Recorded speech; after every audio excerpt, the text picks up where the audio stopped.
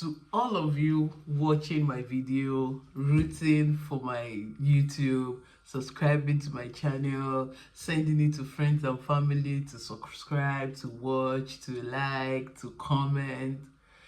I appreciate you guys so much. I really do. Thank you for rooting for me. Thank you for rooting for me. Thank you for always sharing my content. Thank you for always cheering me up. I really appreciate you guys, and sincerely, this YouTube is actually not complete without you guys. Thank you for your love. We are 600 subscribers.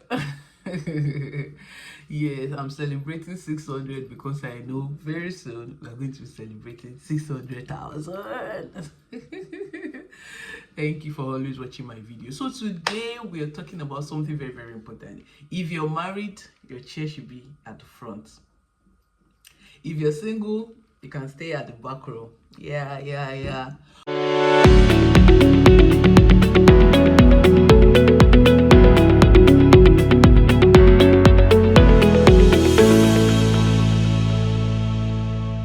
One of my favorite YouTube followers have actually reached out to me asking me these questions and requesting that I talk about it, and that is the reason why I am here. Today is for the men. What did I say? Today is for the men. The men have reached out, or somebody representing the men have reached out, and that is the reason why I've recorded this video today. Yes. He said, and I quote, "The moment children begin to set in, they begin to take the front row in the life of the wife, thereby making the husband take the second chair." And maybe they are not so pleased about it.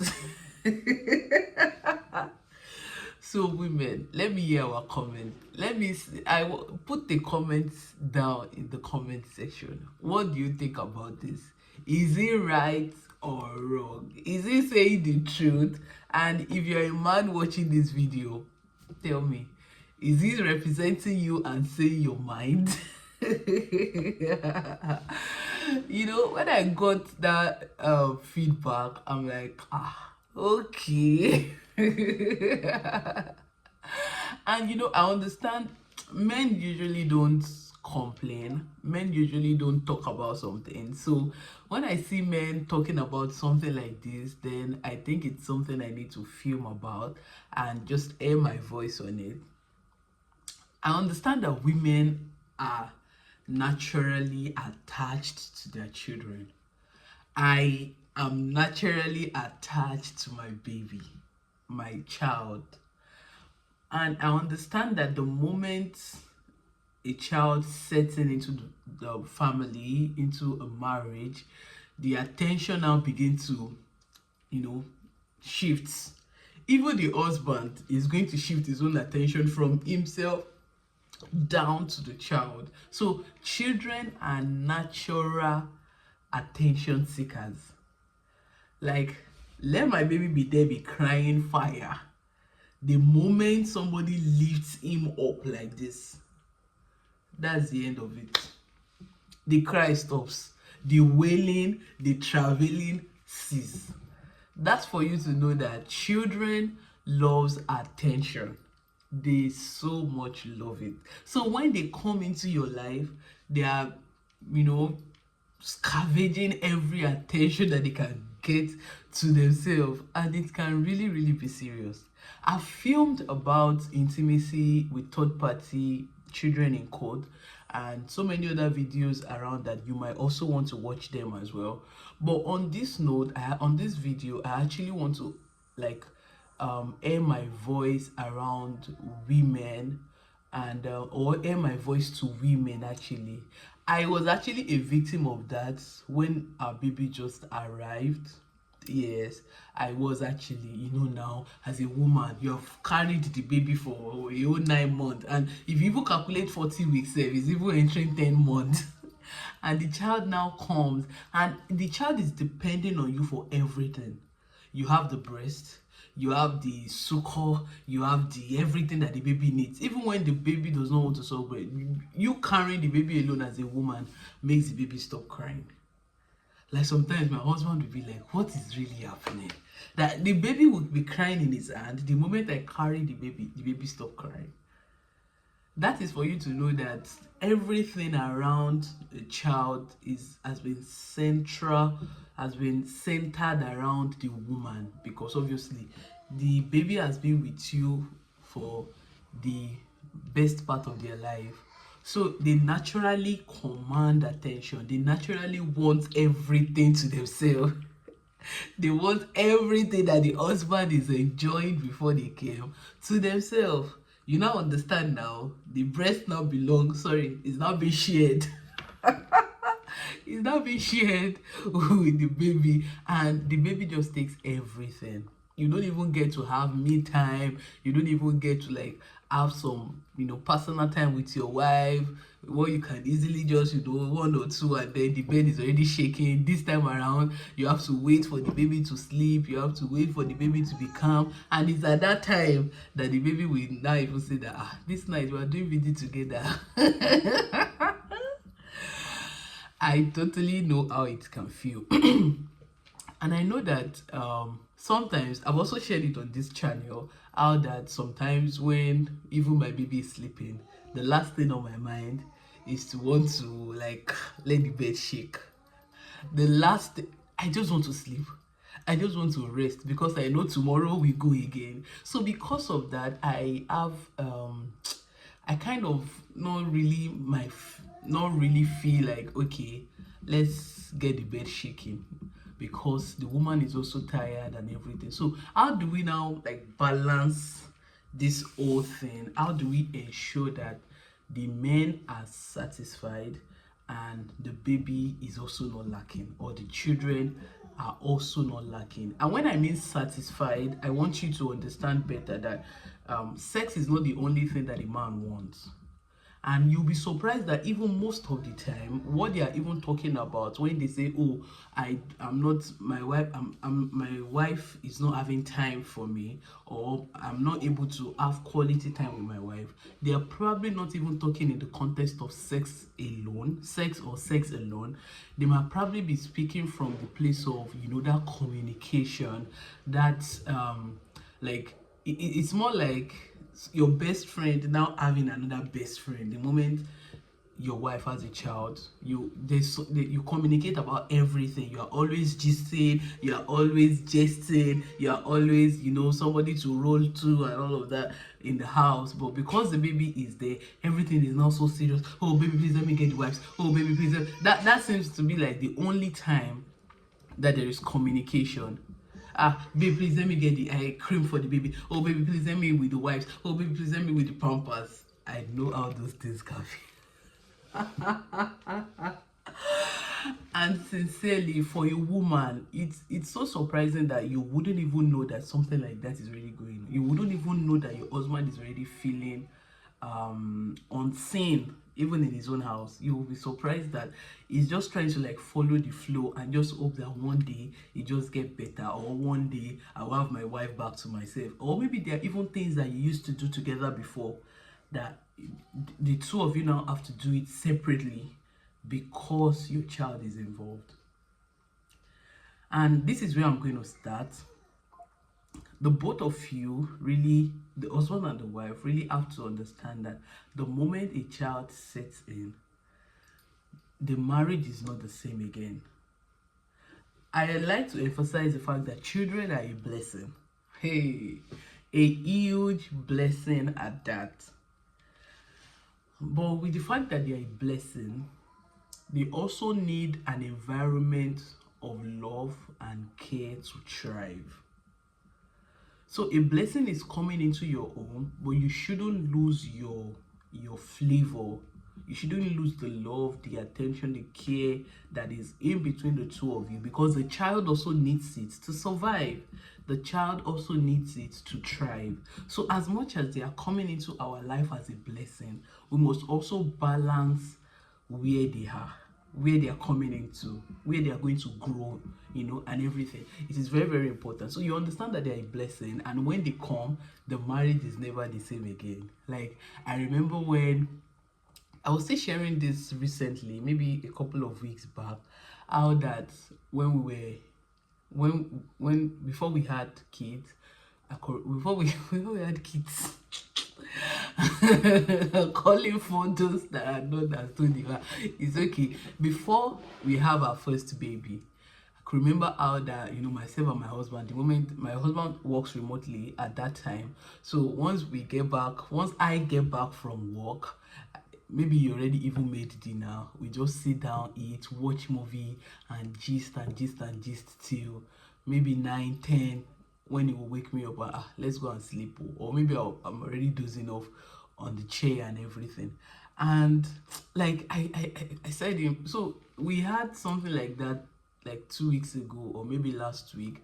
Our baby was sleeping, so he was already on the bed, and myself and my husband, we just said, let's come and watch movies. So we both sat on the chair and we were watching movies together and binging on something. I can't remember clearly now. And I was not telling him that I miss when we used to do this. So the two of us, just the two of us, when we used to like sit down together, watch movie, talk, eat. And gist, oh god, gist no dey finish. And do all of that, and then we just retire to bed and everybody just sleep, and then we go again the next day.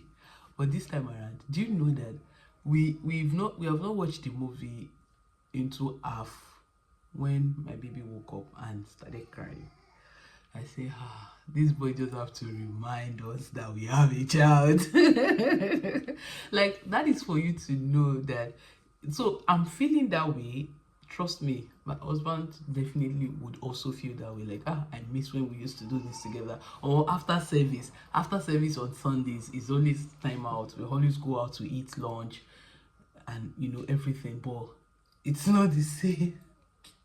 It is not the same again. And these are part of the things that we discussed before we even had before our baby arrived. Like, how do we structure our life to fit into the responsibility that comes with having a baby?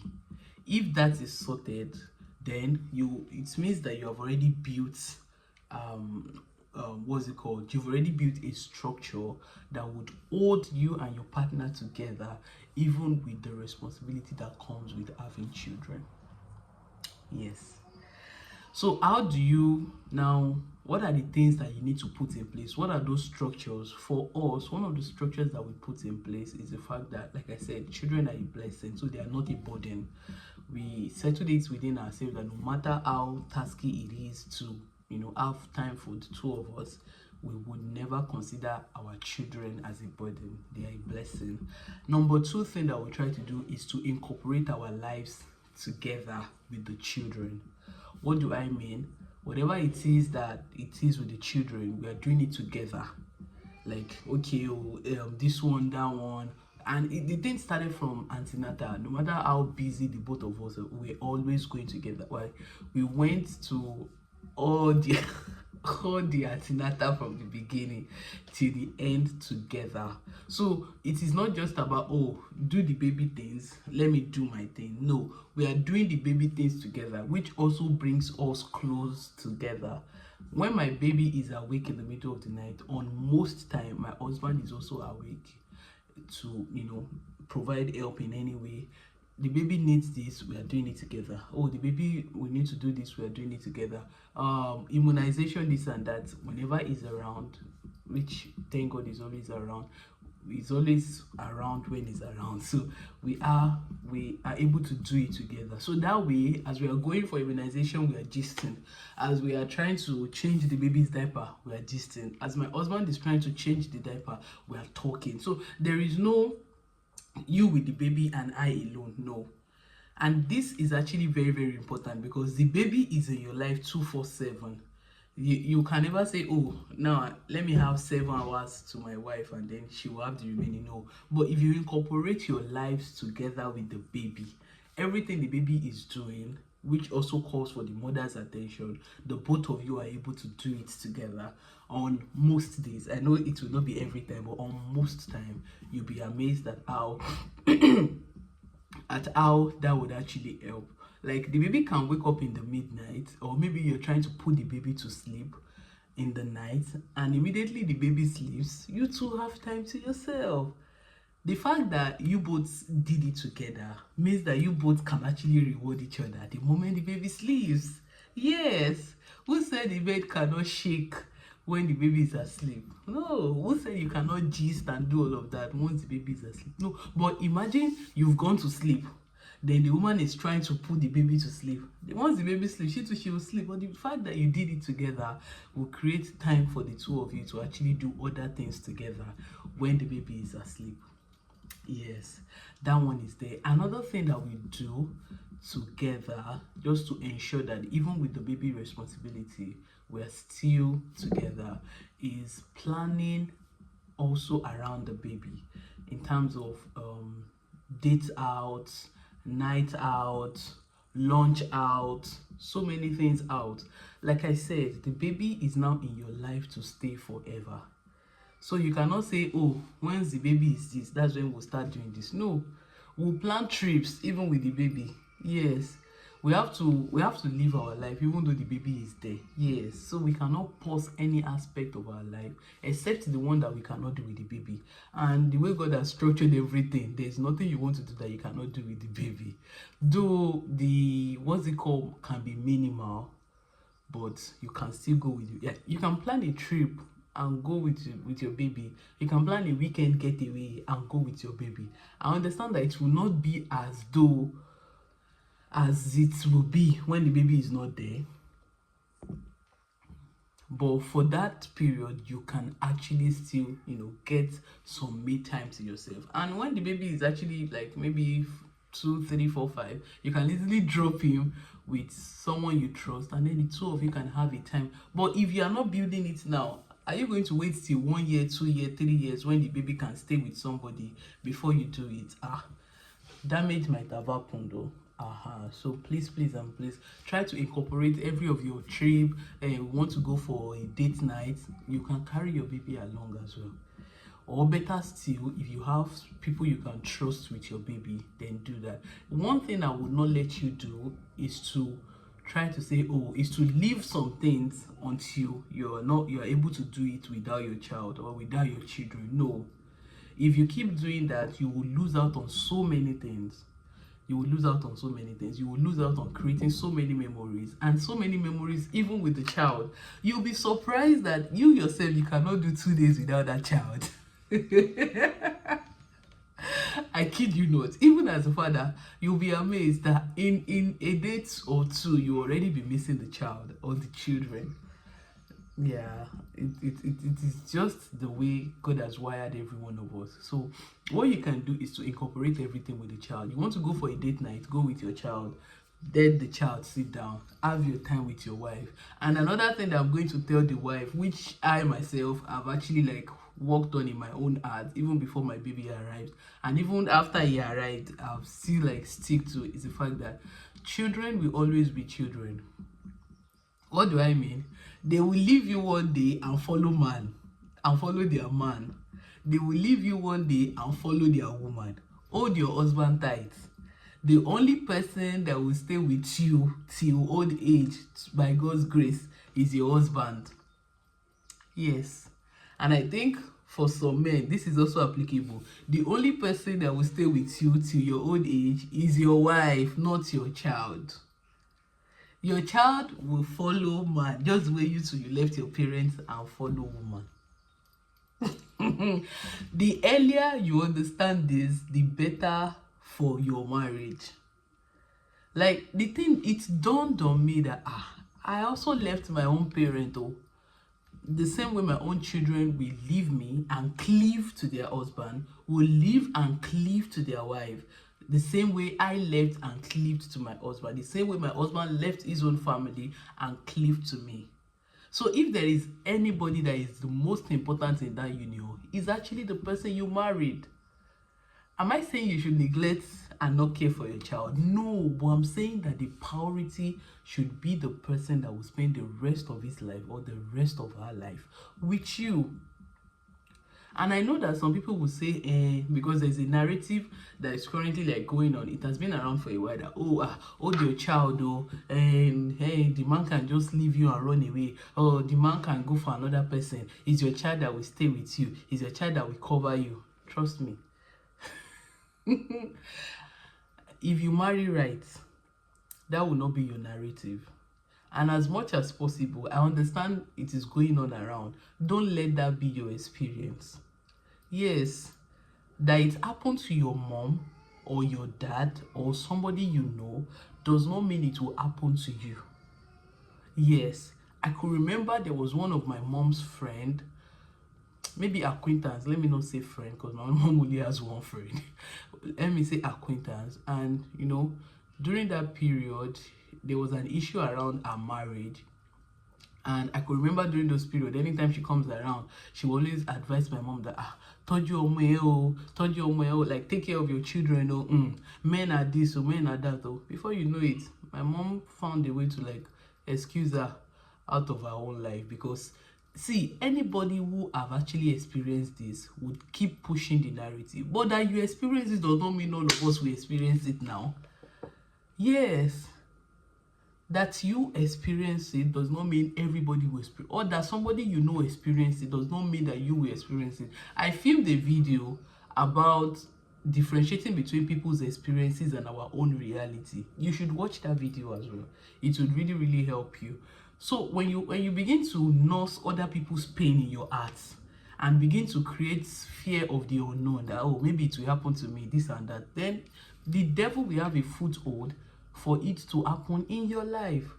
So don't give the devil a foothold in your marriage by saying, my children comes first. Why will you say your children comes first? That is not even grammatically right or physically right, because it was through the husband that the children came. If you were not married, if you didn't have sex with that man, the children will not even come in the first place.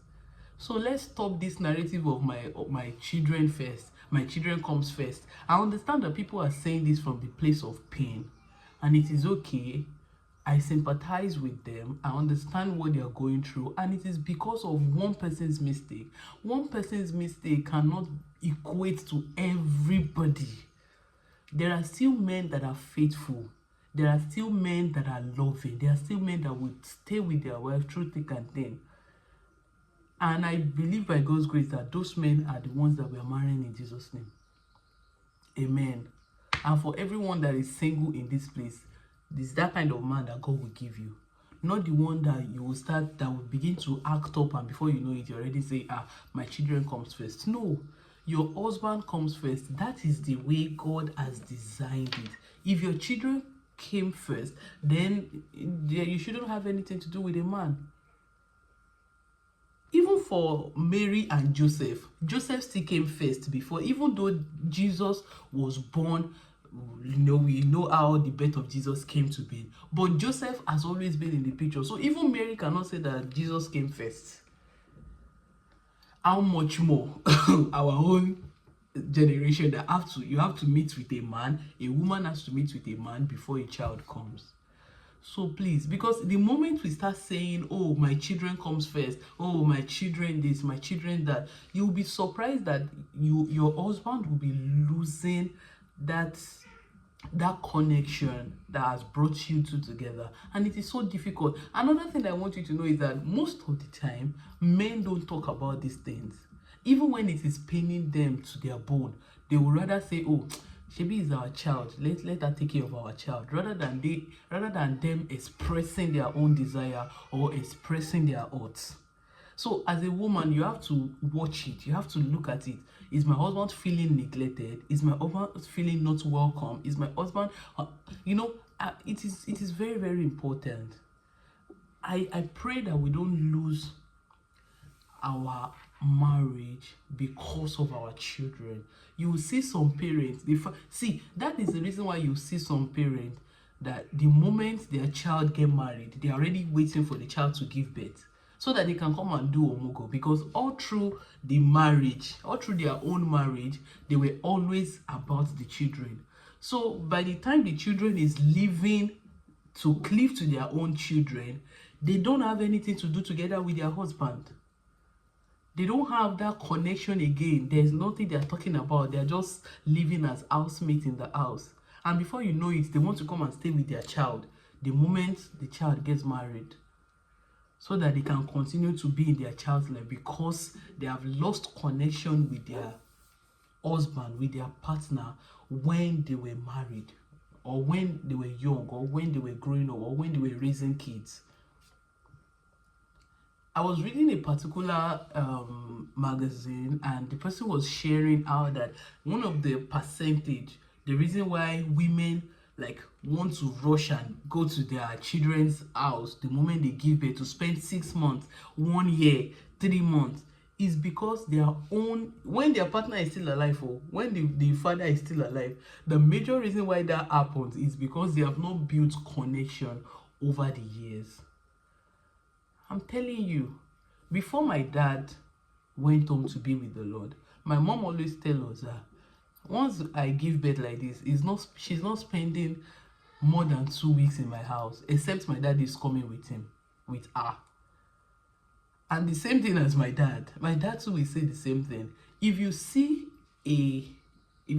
an elderly mom and dad, an elderly husband and wife, you will see that if you see, you would know when this love is between them, when you know that they are fond of each other, when you know that they have built a good relationship, even while raising their kids, they will not come and sit with you and do a omugo of 6 months or 1 year, because they love their husband. They want to be with their husband. I understand there can be exception, but sincerely, most of the time, that is it.